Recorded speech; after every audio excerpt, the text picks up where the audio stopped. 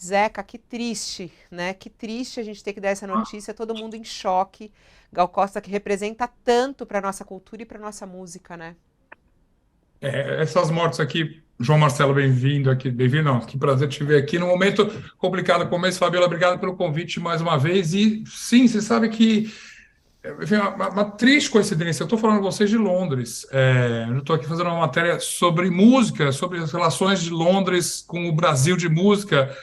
João Marcelo sabe muito bem, Londres, onde a H teve de 69 a 71, exilada também, então, e bem, eu, obviamente, sou uma pessoa muito cética, assim, mas é uma grande coincidência. Ontem mesmo eu falei de Gal Costa, passeando aqui pelas ruas, imaginando o que seria as influências, a efervescência de uma cidade na virada da década de 60 para 70, com toda aquela criatividade e talento musical que Gal tinha, e obviamente a gente fala de Caetano também, porque estava aqui nesse mesmo período, e hoje uma notícia dessa. Então, é duplamente chocante assim, ela está tão presente aqui comigo, nessa viagem que eu estou fazendo, musicalmente, na lembrança. Ontem eu vi coisas aqui, e hoje essa notícia. Mas, obviamente, a minha surpresa é a do Brasil todo, não é uma surpresa particular, e eu imagino que não só é a tristeza de qualquer despedida, qualquer morte, como a gente sabe muito bem, mas também das possibilidades. Eu vi um pouquinho o João falando, o João Marcelo falando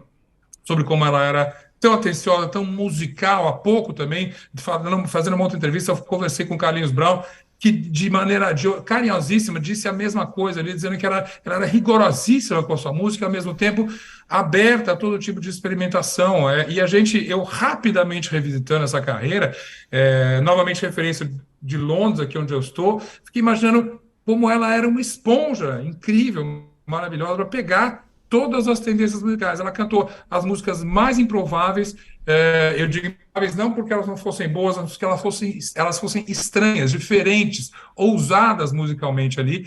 E, além disso, ela foi acompanhando ao longo dessas décadas todas. Eu acho que todo mundo que até recentemente ouvia a Gal, ouvia com uma expectativa de para onde a Gal vai agora? O que ela vai nos trazer? Eu, inevitavelmente, eu sempre cito a Elza Soares, obviamente que eu tive uma intimidade muito grande por causa da biografia. Assim como a Elza, ela tinha uma curiosidade, uma vontade de ver o que estava sendo feito.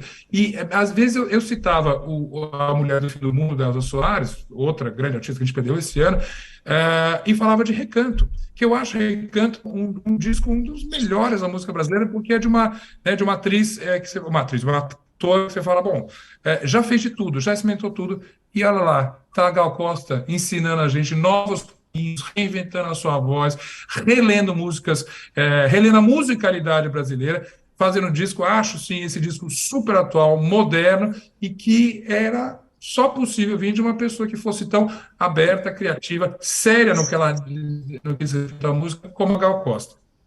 Sempre com esse olhar atento, né, do que ofereciam a ela. É como a gente um pouco estava falando de Gal e Elis com o João. Propriedade que foi uma raridade, uma pessoa que preserva a sua vida pessoal, ao mesmo tempo que trabalha muito forte o lado artístico. Uma opção que, obviamente, qualquer pessoa que tem uma exposição pública sempre tem que administrar. Igual para mim, inclusive, é um grande exemplo. A força da arte dela, da voz, da música, que seja, tinha que ser sempre maior.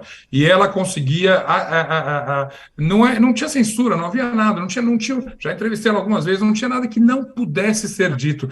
Mas era feito isso com uma suavidade. Aliás, falando com Brown, com Carlinhos Brown há pouco, ele, para definir a voz dela, falou que ela era aguda e doce. E aí eu fiz um paralelo, eu falei, exatamente, ela era uma pessoa assim, você entendia exatamente o que ela queria dizer, o que não queria dizer, a posição política, ela era aguda nas suas opiniões, mas tudo passado com uma doçura. Então, ironicamente, os adjetivos que cabem para a voz e para o talento, para a música, para toda a luz que Gal Costa sempre teve, valem também para descrever essa pessoa. Era uma questão de opção, realmente sempre é. Eu sei que a demanda, inclusive, é curioso que o Fabrício, você falou muito bem, eu sei o que é isso um pouco, e ao mesmo tempo eu estou dos dois lados. Ao mesmo tempo eu quero o clique, eu quero distância do clique, dos dois jeitos ali. E isso é sempre, esse fio da balança é do artista.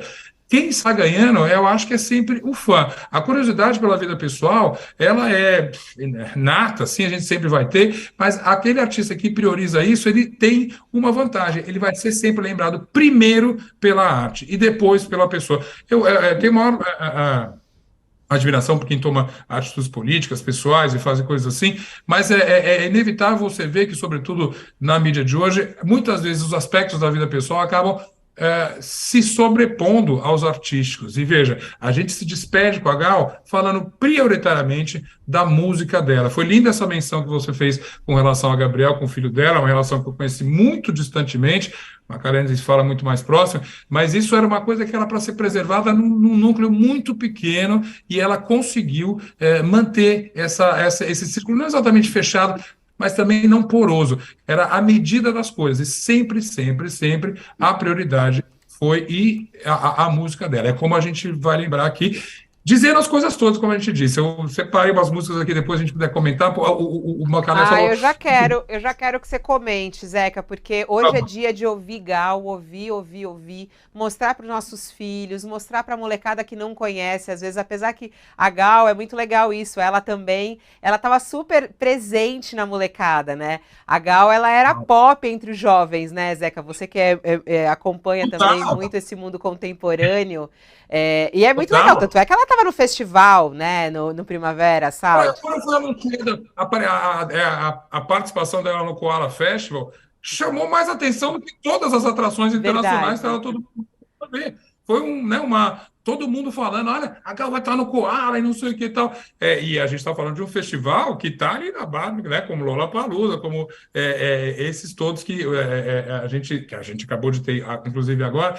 Então, essa presença, eu estou falando do Primavera Festival, essa presença dela tem a ver com, acho que o repertório de músicas, eu vou roubar uma expressão do Macalé, icônicas. A Gal pegava essas músicas todas, e muitas delas eram até versões, assim, e ficavam como músicas da Gal Costa.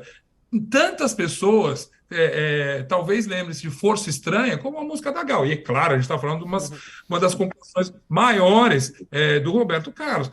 Vapor Barato, disse o próprio Macané, É. exatamente, ícone daquele movimento todo. E até lembrei, veja só, a mais icônica talvez, e que tinha uma mensagem política muito óbvia, e que veja só como está atual no Brasil de 2022, a música chamada Brasil, que era do Cazuza, e que também, e veja, para você, às vezes, fazer uma sombra no Cazuza não é nada fácil, mas, claro, Brasil foi tema de novela, do Vale Tudo, como a gente sabe, numa época em que o Brasil estava se revendo, olhando para as entranhas ali, Cazuza gritava, Brasil, mostra a sua cara, e Gal, novamente com a doçura daquela voz, e ao mesmo tempo com a pontuação, né, daquela canção, ela vira e fala assim, isso é o Brasil. Ai, se a gente tivesse a Gal para cantar uma nova versão disso. Eu tenho certeza que a cabeça dela estava pensando nisso tudo, mas uma nova versão, uma releitura, um recanto, se eu pudesse pedir, Gal, de Brasil. Se alguém poderia fazer isso, certamente é a Gal Costa.